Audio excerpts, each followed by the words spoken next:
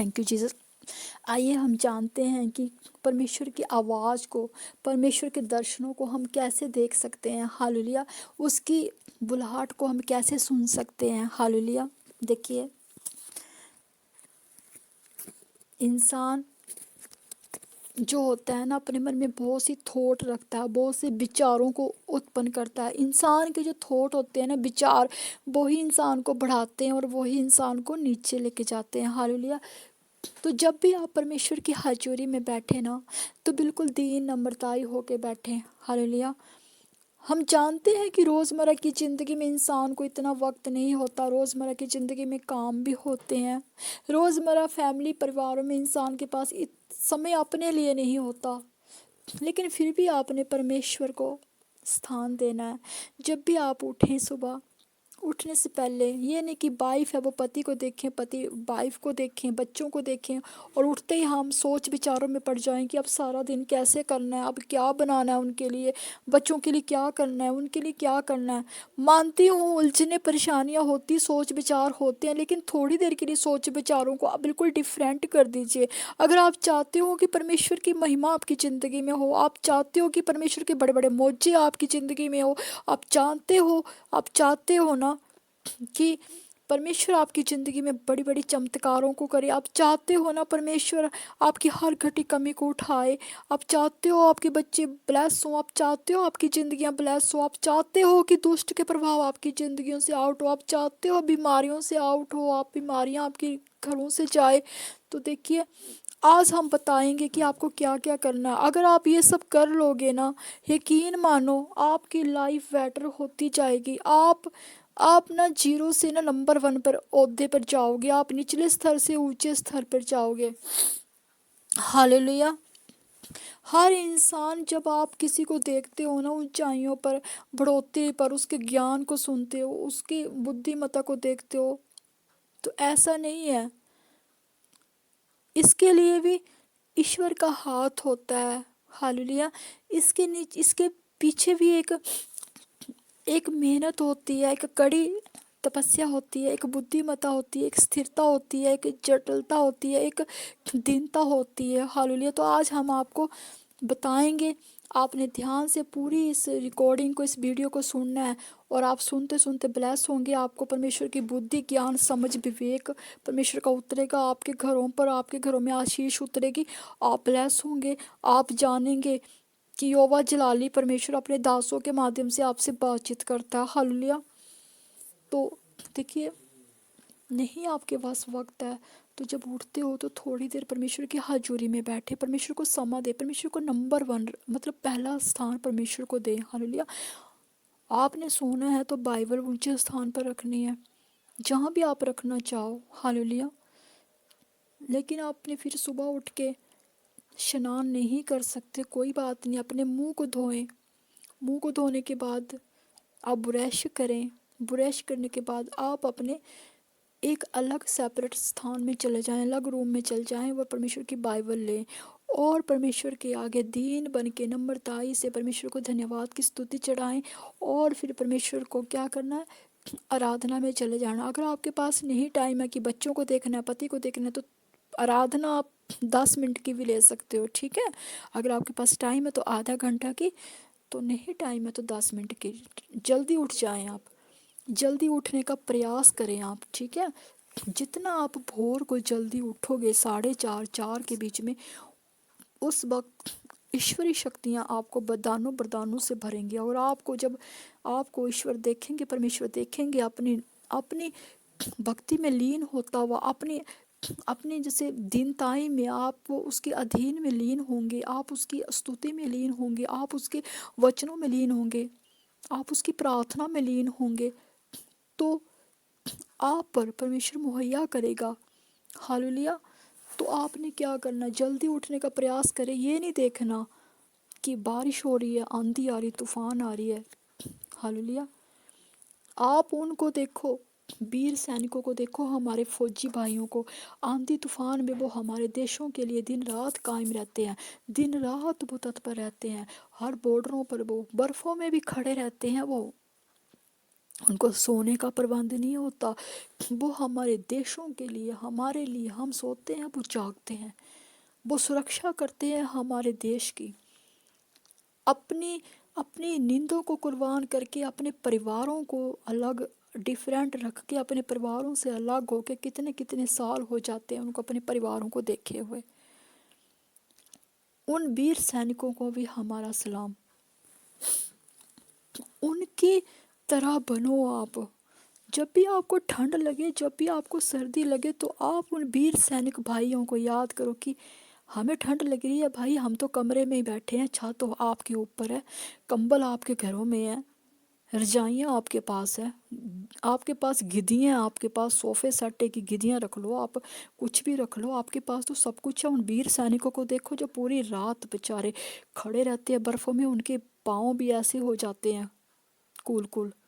आप उनको देखो ना, उनके ऊपर तो बारिशें बर्फ़ भी पड़ती हैं, बर्फ़ों में आधे आधे हो जाते हैं बेचारे। उनको देखो, उनकी सीख लो कि मेरे, अगर आपको ठंड लगे या आपको सर्दी जुकाम कुछ भी लगे तो बोला उनको याद करो, वीर सैनिकों को, हमारे फौजी भाइयों को, कि हमारे फौजी भाई भी तो हैं बेचारे, उनको भी तो ठंड लग रही होगी, वो भी तो बेचारे उठे होंगे, हालेलुया। तो उनको याद करके आपने बैठ जाना आसन में और दीनताई से 10 मिनट प्रभु की तारीफ़ करनी है। तारीफ़ कि प्रभु मैं तेरी तारीफ़ की स्तुति करनी है। फिर धन्यवाद की स्तुति करनी है कि परमेश्वर आपने पूरी रात हमें अच्छी नींद के साथ ब्लेस किया। परमेश्वर हम धन्यवाद करते हैं, हर एक पल के लिए, हर घड़ी का धन्यवाद करते हैं। आपने नई सांस के साथ हमें ब्लेस किया, प्रभु हम धन्यवाद करते हैं। हो गया। फिर बस उसके बाद क्या करना आपने, आपके जीवन में आपने 2 मिनट परमेश्वर से बातचीत करनी है। आपके पास ज़्यादा समय नहीं तो 2 मिनट परमेश्वर से बातचीत करो। अपने माध्यम से जो आप करना चाहते हो 2 मिनट बातचीत करो। लंबी चौड़ी लिस्ट लेके नहीं परमेश्वर के आगे बैठ जाना। थोड़ी देर परमेश्वर से बातचीत करो, 2-3 मिनट। फिर उसके बाद आपने वचन से बातचीत करनी है परमेश्वर से।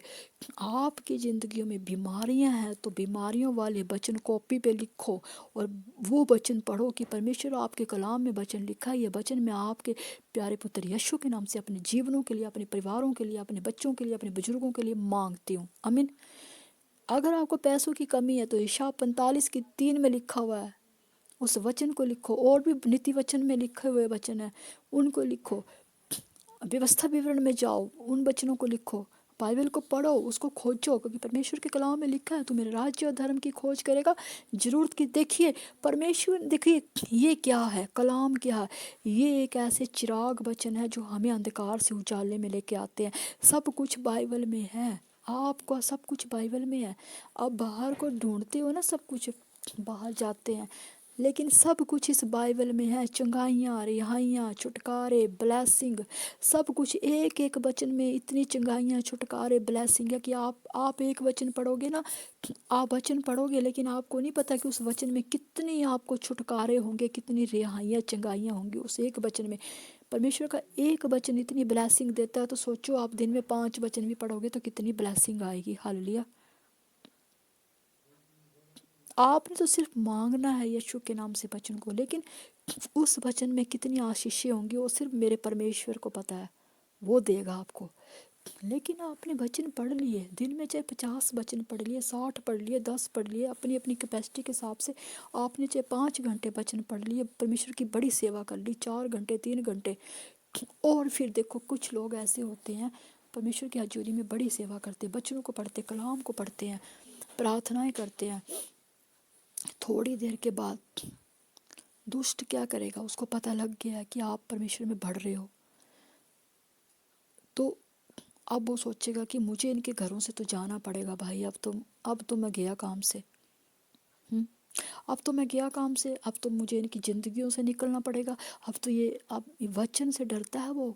किससे डरता? आपसे नहीं डरता, वो वचन से डरता है। जो वचन आप परमेश्वर का पढ़ते हो, जीवते खुदा का पाक पवित्र परमेश्वर के वचन के आगे वो थरथराता है, सिर झुकाता है, वो डरता है वचन से, क्योंकि वचन ही उसको खंडन करते हैं।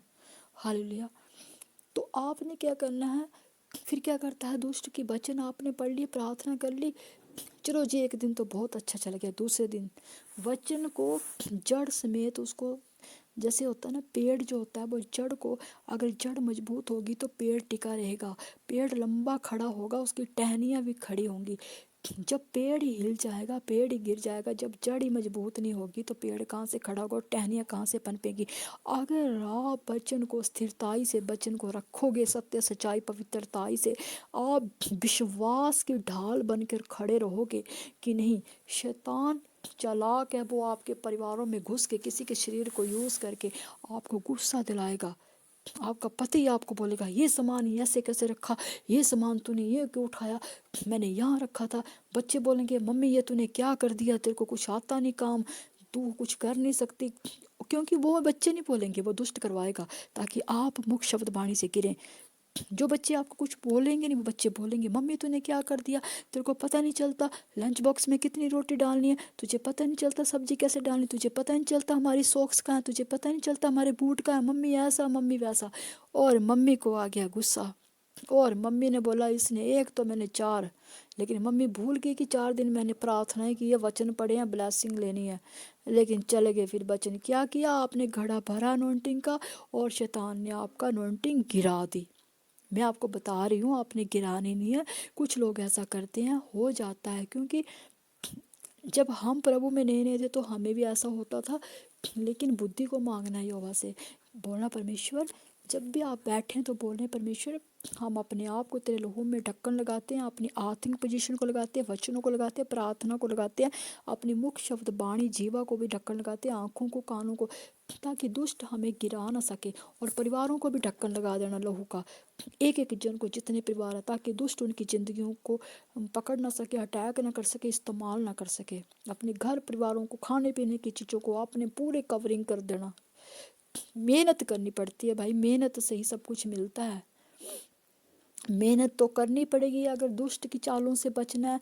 अगर उन दुष्ट लोगों के गंदे गंदे काली क्रियाओं से, जादू टोने से बचना है, तो एक इंसान अगर घर में मेहनत करेगा, अगर स्थिरता से परमेश्वर के आगे घुटने लगाएगा, तो आप हजार लाखों करोड़ों बंदों को बचा सकते हो अपने परिवारों के समेत। हालेलुया।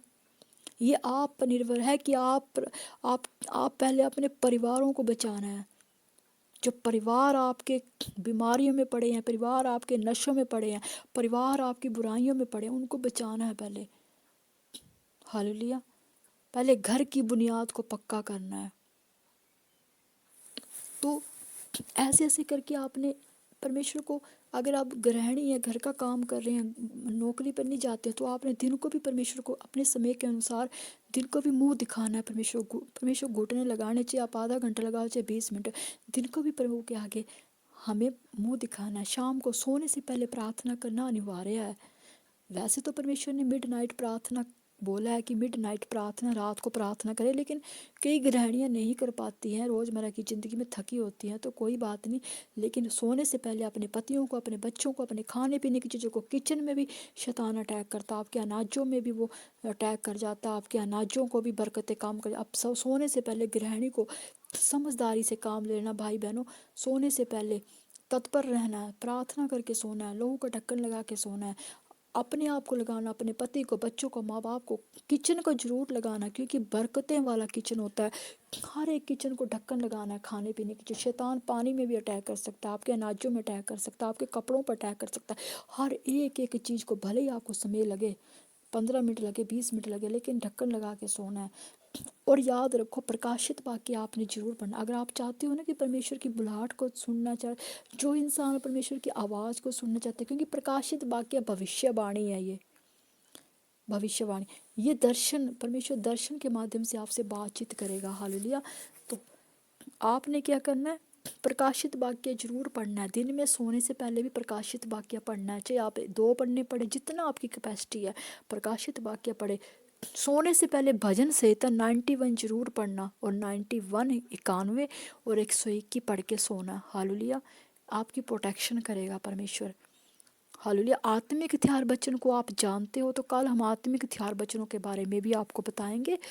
तो आज के लिए इतना काफ़ी है कि आपने ऐसे ऐसे प्रार्थना करनी है। और याद रखें, शैतान चालाक है, वो बचनों को गिराता है। आपने मुख शब्द वाणी से, सुनने से, चाल चलन से नहीं गिरना, अपने अंदर सत्य सच्चाई पवित्रता ही बनाए रखनी है। कोई गुस्सा करे, करने दो, आपने नहीं करना गुस्सा। अगर आपने नहीं कोई काम किया तो उनको प्यार से बोल दो, लेकिन आप ये सोचना कि अगर आपने जरा भी क्रोध किया तो वचन हम खो देंगे। कोई आप पर क्रोध कर रहा है, उसको करने दो, उसको करने दो। वो ज्ञान को नहीं समझ रहा या समझ रही। तो आप अगर परमेश्वर को ग्रहण किया तो परमेश्वर उसी हृदय में वास करता है जहाँ पे क्रोध नहीं होता, मोह नहीं होता, लोभ नहीं होता, घृणा नहीं होती, चुगली नहीं होती, निंदा नहीं होती, व्यभिचार नहीं होता, जुठलाई नहीं होती है। ये आत्मिक 9 फल होते हैं जिसके अंदर, तो परमेश्वर उसके हृदय में वास करता है। और परमेश्वर सत्य, सच्चाई और पवित्रता ही मांगता है हमसे। वो बनाए रखना आपने आंखों की दृष्टि से, नहीं कि वचन पढ़ लिया आपने। कई लोग क्या करते कि वचन तो पढ़ लिए भाई, हाँ वचन भी पढ़ लिए, प्रार्थना भी कर ली, चलो बड़े फट्टे चक दिए मैंने तो। सोने से पहले चलो जी चला लेते हैं यूट्यूब तो चला लेते हैं, इंस्टाग्राम तो चला लेते हैं, फेसबुक तो, व्हाट्सएप पर किसके मैसेज आए भाई चलो चैट कर लेते हैं। चैटिंग करना ज़रूरी है भाई, चैट होना ज़रूरी है। सुबह उठ के भाई मैसेज चेक करना बहुत ज़रूरी है, किसके मैसेज आया उसका फ़ोन की नहीं आया, देखते हैं मैसेज आए किसके आए। चैट का बदला चैट कर लेते हैं। नहीं, आपने ऐसा नहीं करना है। आपने कोई भी गलत चीज़ें होती हैं फ़ोनों में, बहुत बहुत गंदी गंदी चीज़ें होती फ़ोनों में। आपने अगर आप धार्मिकता में बने हो, अगर आप पवित्रताई से चले हो, सत्य से चले हो, आप परमेश्वर के प्रिय पुत्र बेटा बेटी हो, तो आप इन चीज़ों को अवॉइड करो। अगर आप चाहते हो कि परमेश्वर की आवाज़ को भी आप सुने, परमेश्वर की बुलाहट को सुने, परमेश्वर आपसे बातचीत करे, आप प्रश्न करें, आप परमेश्वर को पुकारें और परमेश्वर आपको उत्तर दें दर्शन के माध्यम से, चाहे भले आवाज़ सुनाए, तो आपको ये सब तो अवॉइड करना पड़ेगा। इस फ़ोन को अवॉइड करना पड़ेगा। फ़ोन सिर्फ आप प्रार्थना के लिए यूज़ करें, किसी के लिए आप कोई ज़रूरी फ़ोन करने के लिए यूज़ करें। बेकार की लड़कों से बातें, इससे बात उससे बात, लड़कियों को लड़कों से बात, ये सब नहीं, क्योंकि परमेश्वर पवित्रता ही मांगता है। हालेलुया। परमेश्वर पवित्र है, वो ये चीज़ों से घृणा करता है, ये अपवित्र काम होते हैं, इनसे दूर रहें। अगर आप परमेश्वर के प्रिय पुत्र बेटा बेटी बनना चाहते हो तो भाई संसार के गंद फन चीज़ें छोड़नी पड़ेंगी। हालेलुया। क्योंकि अगर आपका पति बुराई में है, व्यभिचार में है, नशे में है, तो उनके लिए प्रार्थना में बने रहे। अगर परमेश्वर चाहेंगे तो आपको दर्शन के माध्यम से बताएंगे, आपसे वचन के माध्यम से बातचीत करेंगे कि परमेश्वर आपकी ज़िंदगी में क्या चाहते हैं। हालेलुया। लेकिन आपने बुराई की तरफ नहीं जाना। ये फेसबुक, ये इंस्टाग्राम, ये ऐसा वैसा, ये स्नैपचैट की पिक देखी, वो उधर से डांस देखा, उधर से, क्योंकि ये आजकल क्या हो गया है कि आजकल कुछ भी ठीक नहीं है। हम आंखों की दृष्टि से भी, अगर आपने कुछ निकाला, वो गंदी सी पिक्चरें आ गई तो आप उसको देखने लग रहे, तो आप आंखों की दृष्टि से गिर जाएंगे। फिर आप तौबा की प्रार्थना करें परमेश्वर के आगे कि परमेश्वर गलती से मैंने ये देख लिया। अगर आप पवित्रता ही रखना चाहते हो, क्योंकि परमेश्वर पवित्र है, वो पवित्रता ही सत्य सच्चाई मांगता है भाई। अगर परमेश्वर की आवाज़ को आप सुनना चाहते हो, परमेश्वर आपसे बातचीत करे, तो ये सब आपको अवॉइड करना है। लाइफ टाइम के लिए परमेश्वर से वाचा बांधनी है पहले बैठ के। ऐसे परमेश्वर बात नहीं करेगा आपसे। परमेश्वर के आगे वाचा बांधो। जैसे एक बेटी होती है ना, तो माँ उसको बाहर भेजती है, तो माँ बोलती है बेटी तू ऐसा कोई गलत काम नहीं करना, तभी हम तुझे बाहर भेजेंगे बेटा, तभी तुझे हम बाहर भेजेंगे। तूने हमारी इज्जत रखनी है, क्योंकि हमारी इज्जत के साथ तेरी इज्जत है, तेरे भाई बहनों की इज्जत है। तू ऐसे गलत कामों में नहीं पड़ना। वो लड़के को भी बोलते हैं कि तू नशे में मत पड़ना, गलत संगत में मत पड़ना, तभी हम तेरे को ट्रेनिंग करने भेजेंगे। उसी तरह आपने बैठ के परमेश्वर से वाचा बांधनी है कि परमेश्वर हम वाचा बांधते हैं, हम ऐसा कोई काम नहीं करेंगे जो आपकी आज्ञा नियम व्यवस्था के विरुद्ध हो। हम तेरी आज्ञा नियम व्यवस्था में ही रह के काम करेंगे। देखिए जब बच्चा स्कूल जाता है तो क्यों अनुशासन होता है। टीचर अनुशासन में रहना सिखाता है और माँ बाप उसको संस्कार सिखाते हैं। माँ बाप उसको अनुशासन नहीं सिखाते। माँ बाप बच्चे को संस्कार सॉरी माँ बाप बच्चे को संस्कार देते हैं और टीचर उसको अनुशासन सिखाता है। जब बच्चा स्कूल में जाता है वो अनुशासन में रहना सीखता है कि मम्मा 9 बजे स्कूल लगेगा। उसको भय होता है टीचर का कि 9 बजे 8:30 बजे प्रेयर लगेगी, 9 बजे क्लास स्टार्ट हो जाएगी। हमें 8 सवा 8 बजे स्कूल पहुंचना है, ये क्या होता है, एक भय होता है। इसी तरह जब तक आपके अंदर परमेश्वर का भय नहीं ना होगा, तब तक कुछ नहीं होगा। जब आप परमेश्वर को ऐसे हवा में लोगे, कर लेंगे प्रार्थना, चलो आज 1 बजे की, कल 4 बजे कर लेंगे, वो अपनी मर्जी है, अपनी तो मर्जी है यार, जब मर्जी किया, इसमें कौन परमेश्वर कुछ बोलेगा। परमेश्वर तो कुछ नहीं बोलेगा। आप अपना टाइम टेबल रखो एक चीज़ का। जब स्कूल में बच्चा जाता है, अगर स्कूल में बच्चा ये बोले कि कोई बात नहीं, 8:45 प्रेयर स्टार्ट हुई, मैं 11 बजे जाता हूँ, टीचर क्या बोलेगा, टीचर क्या बोलेगा, टीचर वो गैर हाजिरी लिख देगा, आपकी अटेंडेंस में नो लिख देगा आपकी, क्योंकि आप गलत टाइम पर आ रहे हो। वहाँ आपको ऐसे ऐसे ओरा लग जाएगा लाल पेन से, कटिंग, आज का ये absent है, ये आया नहीं है स्कूल में, चाहे आप स्कूल में हो, पर absent मारेगा टीचर, प्रिंसिपल। उसी तरह परमेश्वर की हजूरी में आपकी उपस्थिति नहीं ली जाएगी। अगर आप आज बोलोगे मैं सुबह 8 बजे उठ करूँगा प्रार्थना, कल को 2 बजे करूँगा, परमेश्वर मुझे बड़ा काम है। अगर आपको काम है, काम होता है, तो पूछ के करो, परमेश्वर आज मैं आपकी हजूरी। देखिए, जब आप बच्चा स्कूल में जाता है, किसी दिन छुट्टी लेनी होती है, तो प्रिंसिपल से वो एप्लीकेशन लिखता है, उसको भय होता है टीचर का, क्लास टीचर का, और वो अपने सगे वाले दोस्तों को बोलता है, सहेलियों को, अरे एप्लीकेशन दे देना, सॉरी, अरे एप्लीकेशन लिख के दे देना, मैं आज छुट्टी पर हूँ 2 दिन। उसी तरह आप परमेश्वर से पूछें कि परमेश्वर ऐसे ऐसे मुझे काम है, तो मैं आत्मा में प्रार्थना कर सकता हूँ परमेश्वर, तो परमेश्वर कुछ नहीं बोलेगा। परमेश्वर देखेगा मेरा बच्चा गाड़ी में चला हुआ है, सड़क पे चला हुआ है, काम पे है, तो आत्मा में प्रार्थना कर रहा है मन ही मन, वो बहुत प्रसन्न होगा, आपको बड़ी आशीष देगा। हालेलुया। तो जो मैंने आज ज्ञान दिया, उसको आपने पकड़ना है, उसको सुनना है, ताकि परमेश्वर आपको आशीष दे। हालेलुया। क्योंकि ये जो ज्ञान होता है, ये परमेश्वर की ओर से होता है। हालेलुया। तो आपने ऐसे ऐसे करके देखिए, जब बच्चा बच्चा जो पहली क्लास में होता है ना, वो एकदम से 5वीं में तो नहीं पहुंच जाता कि एकदम से 10वीं +1 2 में पहुंच जाता कॉलेज में। परमेश्वर जानता है ना, धीरे धीरे धीरे लेवल बनता है काम का, धीरे धीरे धीरे इंसान तरक्की करता है, धीरे धीरे धीरे धीरे धीरे जैसे बूंद बूंद पानी का घड़ा बनता है। अगर कोई दुकान खोलेगा, वो बोलेगा आज ही मेरी इतनी बिक्री हो जाए, आज ही मैं 10,000 एक दिन में कमा लूँ, नहीं ना। पहले वो अपनी कम्युनिटी बनाएगा, पहले वो सबके साथ अपनी कम्युनिटी बनाएगा, अपने ग्राहक को बनाएगा, पहले वो अपने पहले वो अपने ग्राहक बनाएगा, सबके साथ अच्छी बातचीत करेगा, उसकी कम्युनिटी बनेगी, उसका झुंड बनेगा, लोग उसको बातचीत से देखेंगे, हाँ ठीक है अच्छा, तो उसके पास आएंगे। उसी तरह आपने परमेश्वर के साथ अपने टाइम को स्पेंड करना है, उसके साथ एक रिश्ता कायम करना है, जैसे आपने अपने दोस्तों के साथ रिश्ता कायम करते हो ना, अपने रिश्तेदारों के साथ, घर परिवारों से, इसी तरह परमेश्वर को एक बेस्ट फ्रेंड बनाना है अपना। हर एक बात परमेश्वर से शेयर करनी है, मन की बात। वो आपकी हर घटी कमी को पूरा करेगा। वो सच्चा खुदा है, जीवते खुदा है, वो सुनकर उत्तर देता है। लेकिन सामने वाले के अंदर सत्य, सच्चाई, पवित्रता ही होनी चाहिए, तो वो उत्तर जरूर आपको देगा। ज़्यादा से ज़्यादा प्रकाशित वाक्य पढ़ा करो।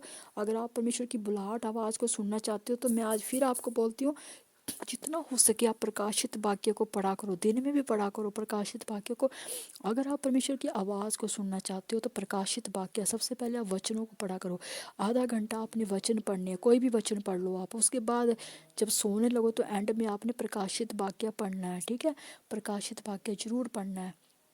और सोने से पहले धन्यवाद करके सोने कि पिता, हम अपने आप को तेरे हाथों में सौंप के सोते हैं। धीरे धीरे परमेश्वर को जब लगेगा कि हाँ, ये मेरा बेटा बेटी ब्लेस है, ये मुझसे प्रेम करते हैं, ये मेरे को धोखा नहीं देंगे, मेरी आज्ञा नहीं व्यवस्था पर चलेंगे। परमेश्वर जब आपके विश्वास को देख लेगा, परमेश्वर आपकी परीक्षाएं भी बहुत लेगा। जब मैं नई नई प्रभु में बड़ी थी ना, मेरी प्रभु ने बहुत परीक्षाएं ली थी, मुझे बहुत परीक्षाओं से गुजरना पड़ा था। कई बार मेरी इतनी परीक्षा नहीं थी कि मैं ज़्यादा शब्द बाणी से गिर जाती थी। किसी ने कुछ बोल दिया, मैंने कोई काम ऐसा किया नहीं होगा, तो मुझे गुस्सा आ जाता, तो मैं बोल देती थी, तो मैं शब्द बाणी से बहुत ज़्यादा गिर जाती थी। मेरी बहुत परीक्षाएं परमेश्वर ने ली, लेकिन मुझे सभी ने बोला भी कि तुझे परमेश्वर ने क्या दिया। तब मुझे कुछ भी नहीं आता था इतना।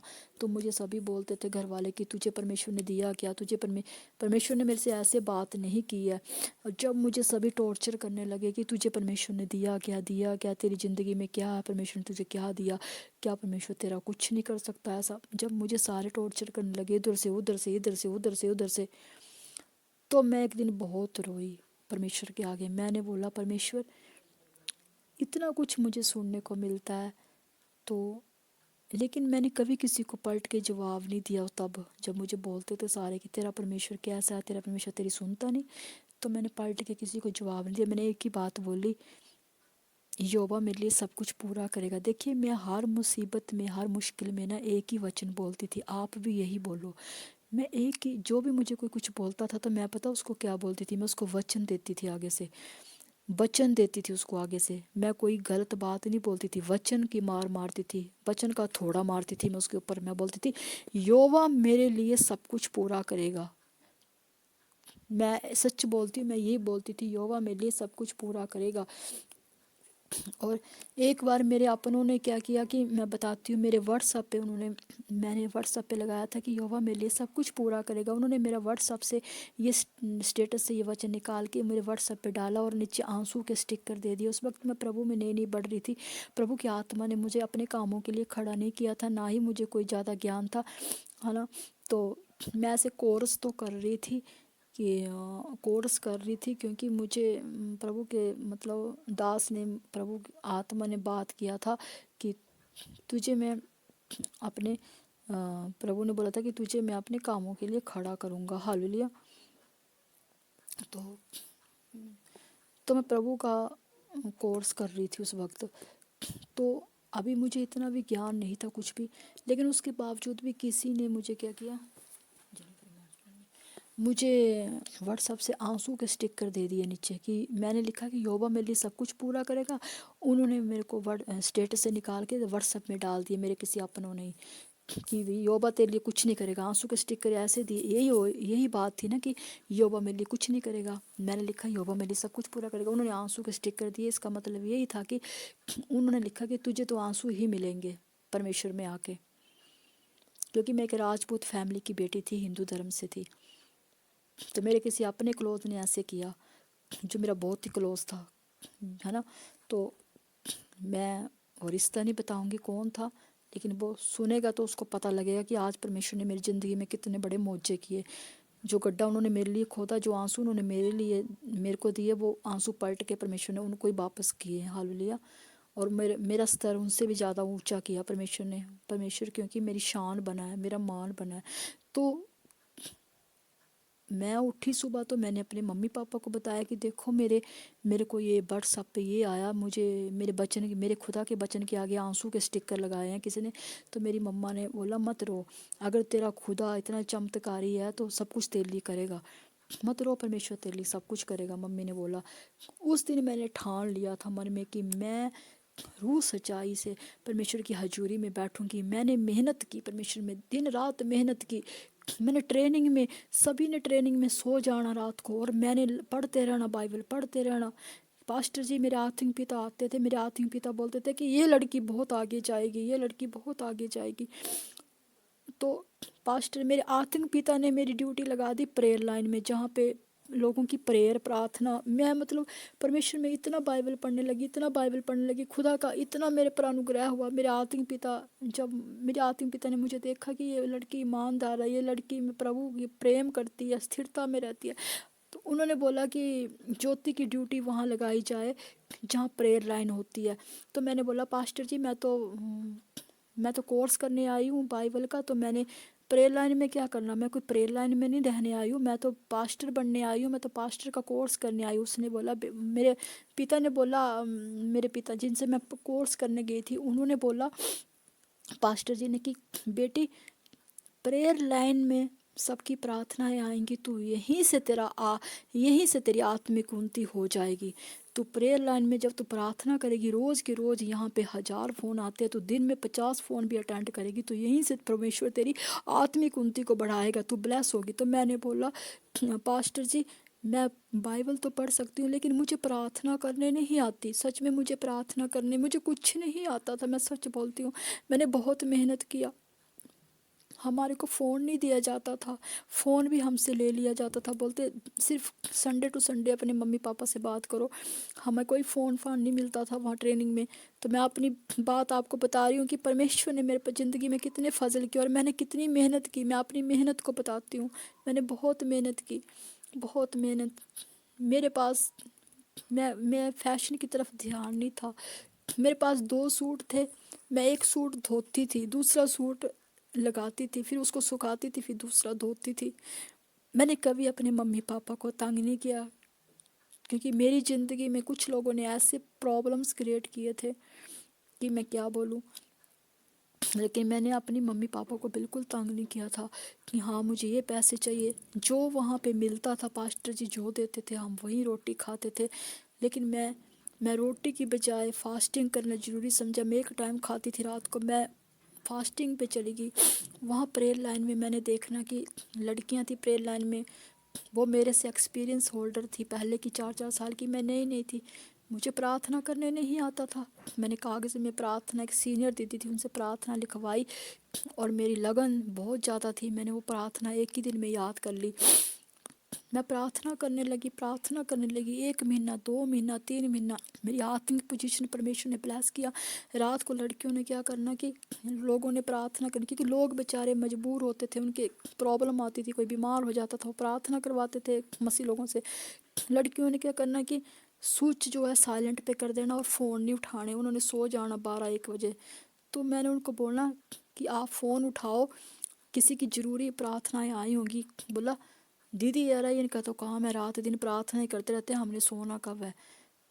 तो वो खुदा ने मेरा वो ईमानदारी देखी है, तभी खुदा ने मुझे आज अपने कामों के लिए खड़ा किया। मेरी खुदा ने मेरी वो ईमानदारी देखी। और मुझे नहीं पता था कि पास्टर जी ने वहाँ पे गुप्त कैमरे लगाए थे, वो कैमरों में सब शूट हो रहे थे हम। लेकिन मुझे किसी को नहीं पता था, वो बाद में पता लगा। लेकिन लड़कियों हम 6 लड़कियां थी, उनमें से 2 लड़कियों ने मेरे साथ जागते रहना, वो भी सो जाती थी। 1-1:30 बजता लड़कियां 1 बजे सो जाना लड़कियों ने। मैंने कभी एक फ़ोन उठा के प्रार्थना करनी, फिर दूसरा। एक दिन मेरे हाथ में 6-6 फ़ोन, मैं कभी एक प्रार्थना करूँ, दूसरा प्रार्थना करूँ, तीसरा। ऐसे करते करते पूरी रात नहीं मैंने सोना। सुबह 6 बजे आने तो लड़कियों ने बोला फिर ड्यूटी स्टार्ट होगी। तो मैंने बोला मैं तो पूरी रात नहीं सोई, मैं थोड़ी देर सो जाऊँ 2 घंटे। नहीं नहीं नहीं दीदी, पूरी रात नहीं सोए तो आप स्विच ऑफ कर देते। मैंने बोला स्विच कैसे ऑफ करूं, किसी के कितने ज़रूरी फ़ोन थे। ऐसे करते करते जब परमेश्वर के दास ने कैमरा लगाया हुआ था, तो वो कैमरे में शूट हम हो रहे थे, कौन सो रहा है, कौन प्रार्थना कर रहा है, कौन सो रहा है, वो सारा कुछ नोट कर रहे थे, सब कुछ नोट कर रहे थे। फिर उन्होंने उन्होंने बोला कि एक मतलब प्रार्थनाएं आई, वो लड़कियां प्रार्थनाएं किए जा रही थी, लेकिन इतनी ब्लेसिंग नहीं किसी को आ रही थी। पर एक यूएसए से आंटी ने प्रार्थना की, बेटी हम 3 साल से यहाँ पे प्रार्थना कर रहे हैं, हमारे 3 साल से लड़कियां ही हो जा रही हैं। मतलब हम जब से 6-7 साल से प्रार्थना कर रहे हैं यहाँ पे लड़कियों से। तो मतलब हमने हमारे घर में ना बेटियां हैं, पर मैं तो आप प्रार्थना करोगे। मैंने बोला हाँ जी प्रार्थना करूँगी। तो उन्होंने पहले बोला कि मेरे को बहुत साल से घुटनों में दर्द है, मैंने प्रार्थना करानी। मैंने बोला हाँ जी सिस्टर जी कराई। कहाँ से बोल रही है ऐसे, क्योंकि हमने रिपोर्ट देनी पड़ती थी पूरी, कहाँ से फ़ोन आया कहाँ से नहीं। मैंने जब घुटने की प्रार्थना की तो 2 घंटे के बाद फ़ोन आता है कि घुटने हमारे ठीक हो गए। तो मैंने बोला सिस्टर जी एक बार फिर चेक करना। 3 दिन के बाद बोलती घुटने की दर्द ठीक होगी। वो पहली टेस्ट मनी परमेश्वर ने मेरी ज़िंदगी बनाई, मेरी आत्मिक परमेश्वर ब्लेस की। वो 10 साल की घुटने की दर्द ठीक होगी लड़की औरत की। फिर उसी की बेटी की 3 लड़कियां हो चुकी थी, चौथा बच्चा होने को था।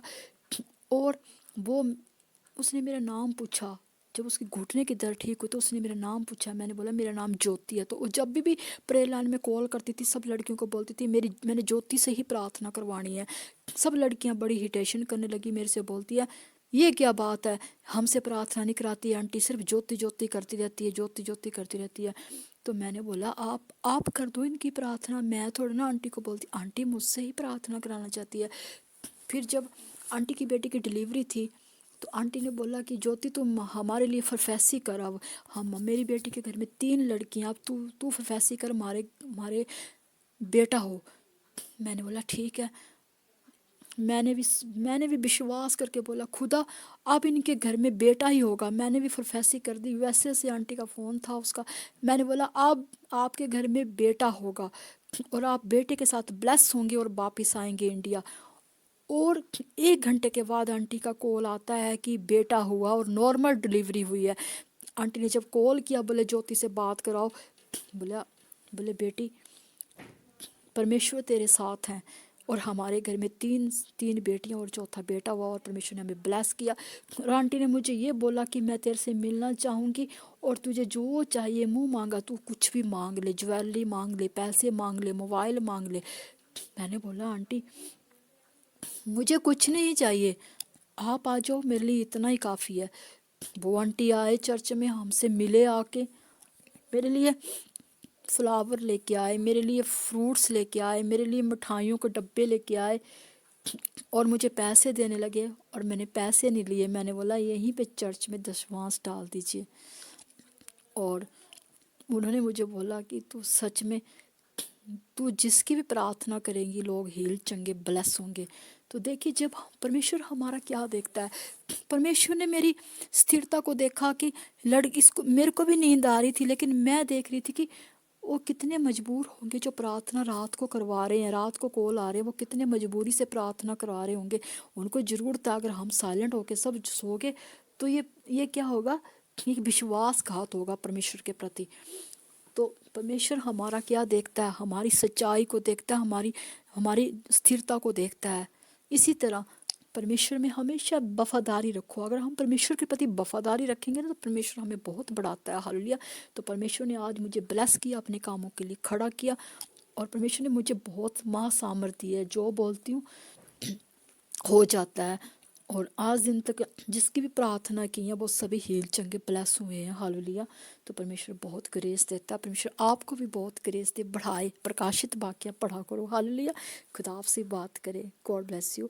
वीडियो लंबी होगी, माफ़ करना, क्योंकि जब परमेश्वर का आत्मा बोलता है तो फिर बोलता है, इसलिए माफ़ी चाहती हूँ।